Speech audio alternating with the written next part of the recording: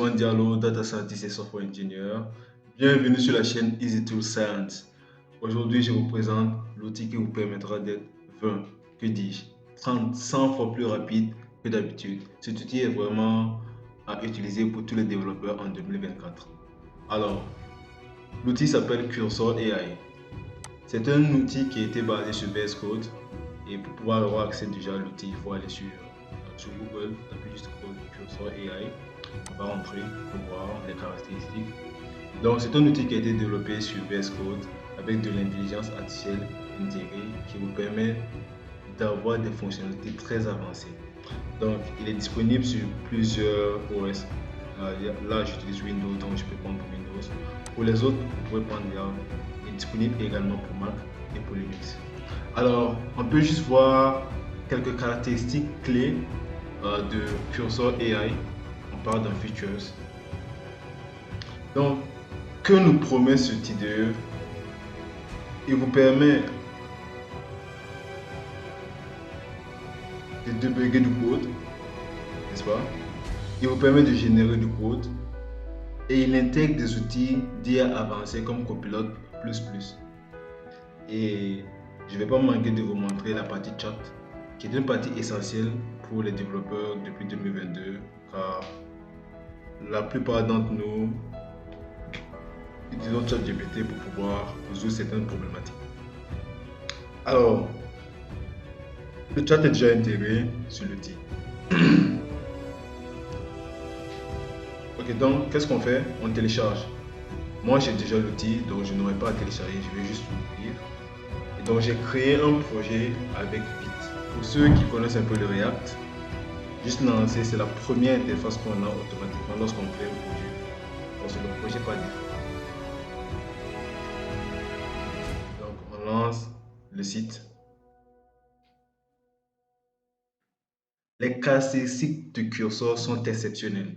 Ok, c'est l'interface de base que nous avons lorsque nous lançons un projet React avec Vite. Alors, là, nous allons réaliser quelque chose d'exceptionnel. Car, qu'est-ce qu'on fait? On peut avoir accès à la partie chat automatiquement sur Cursor. Pas besoin de se déplacer sur ChatGPT ou sur Copilot pour pouvoir faire des requêtes. Vous pouvez le faire directement au sein de Cursor avec des réponses très précises. Donc, pour avoir accès à ces fonctionnalités, il vous suffit juste de venir là et de faire un toggle de la partie AI, c'est-à-dire d'afficher la partie chat pour pouvoir discuter avec Cursor. Donc, lorsque vous affichez la partie,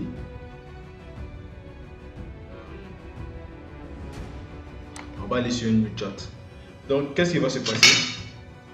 Nous allons lui demander de nous générer du code qui nous permet de faire un compteur en utilisant les states en React. Donc là, actuellement, je suis en JavaScript, n'est-ce pas? Donc, je lui poserai juste la question.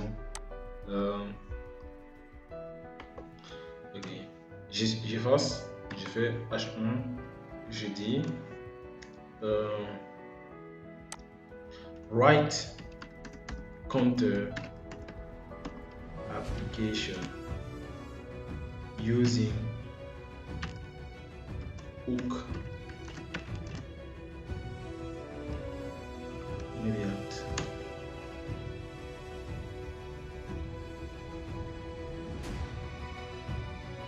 Donc il va écrire le code.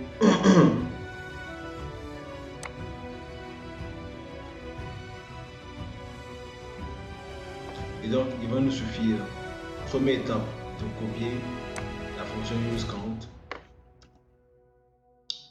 là, useCount,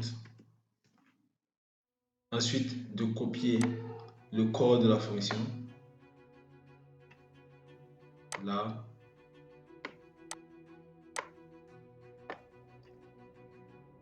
de copier également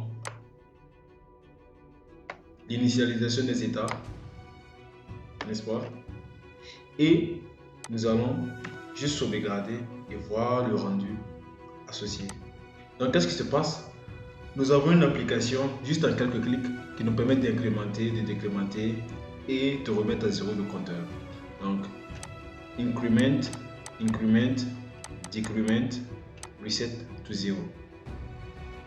Alors, c'est la partie, cette partie, c'est la partie chat.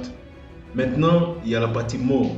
La partie more, c'est la partie qui nous permet d'avoir des instructions qu'on appelle des instructions super fortes. Donc, par exemple, si je veux à chaque fois que le rendu, les réponses de l'AI soient associées à des hooks, je lui dirai ici your response must always be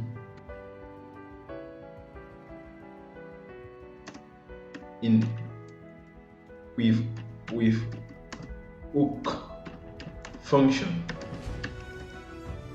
Donc ça, c'est une super instruction que je lui donne. Donc à chaque fois que je vais lui poser une question, les réponses qu'il va me rendre, ce sera des réponses qui seront basées sur la programmation fonctionnelle en React.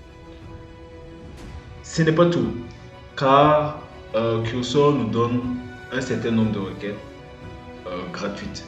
Donc pour ceux qui ont le compte gratuit comme moi, venez dans paramètres, vous verrez là, account, manage account.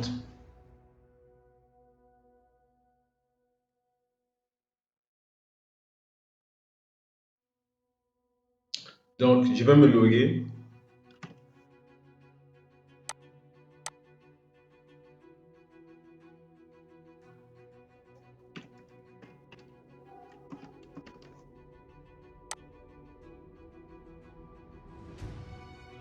Et donc, là, j'ai un compte gratuit et il me reste quoi?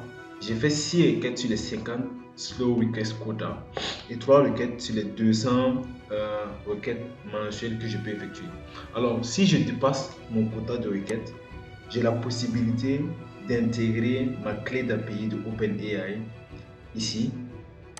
Au niveau de cette section, je copie la clé de mon compte OpenAI, toujours utiliser OpenAI pour les réponses associées aux questions que je poserai. Alors, c'est un outil qui a été développé sur VS Code.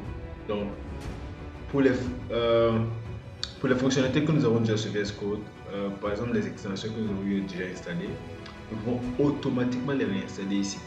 Donc, pour pouvoir installer les extensions, venez là, au niveau de la partie extension, et vous voyez qu'il a pratiquement la même interface que VS Code. Alors, on peut installer des outils comme GitHub Copilot qui nous permettent de deviner à peu près le code qu'on est en train d'écrire, qui lui aussi nous permet d'aller beaucoup plus vite, qui a été pratiquement l'outil révolutionnaire de 2022 pour la programmation. L'une des parties les plus importantes également, c'est que supposons que nous avons une erreur. Donc, je mets un S ici par exemple et que je sauvegarde. Là, il y a une erreur qui est apparue. Donc, comment résoudre les erreurs ici? J'arrête le serveur. Et qu'est-ce qui se passe? J'ai ce bouton qui vient Debug with AI. Je clique sur ce bouton. Il va analyser l'erreur et me proposer des solutions associées. Qu'est-ce qu'il me dit? Il me dit, please, laisse-moi t'aider à débugger ce code, seulement la dernière erreur. Ok, donc je l'écoute attentivement. Qu'est-ce qu'il va me dire? Il me dit ceci. Je pense que tu as fait une erreur au niveau de la ligne 20.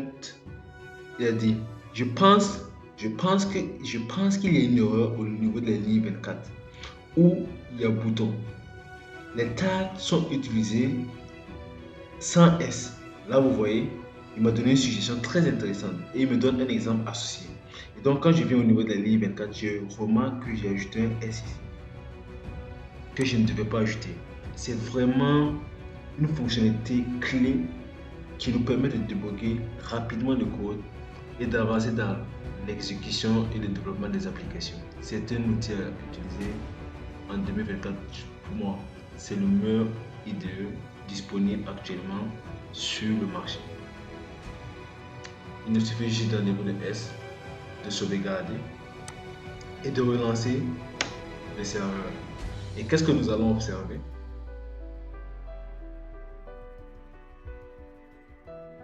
Nous observons que le serveur se lance sans encombre, sans erreur, et nous revenons juste là, au niveau de la page, qui va se rafraîchir automatiquement. Et nous avons notre application qui est de retour. C'est un outil à vraiment explorer et c'est un plaisir de vous partager ceci.